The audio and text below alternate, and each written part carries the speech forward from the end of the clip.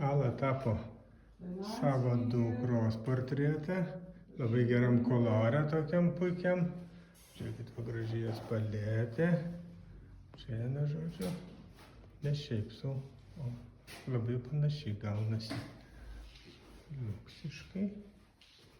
Čia mūsų vaisių kampelis ir uogų.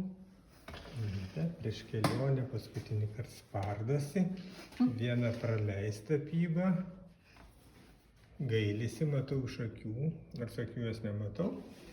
Gailiesi? Gailiuosi. Bet ten bus daugiau visokių menų. Nu tai gerai, menas, kaip sakant, išgelbės pasaulį. Danutė nusileido kaip gandras į lizdą. Taip. Žiūrim, ką darom, Danutė, ne aklai tepam bylę, ką žiūrim. Žiūrėkit kryptis, mes turim laikyti visą laiką horizontalią kryptį, gerai? Prižadat? Prižadam.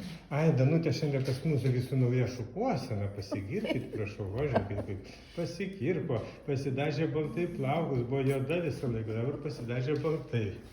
Tapo kaip Marilyn Monroe, blondinė mūsų. Tikra blondinė. Nu ir ką? Mūsų Sezano proproanūkė senelio takais nuėjo.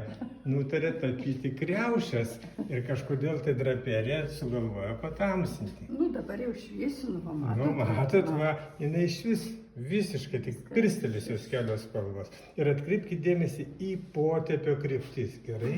Gerai, pasyvė. Prižadat? Prižadat. Duokit, padėkit ranką ant širdies. Pionieriaus garbės žodis. Gerai.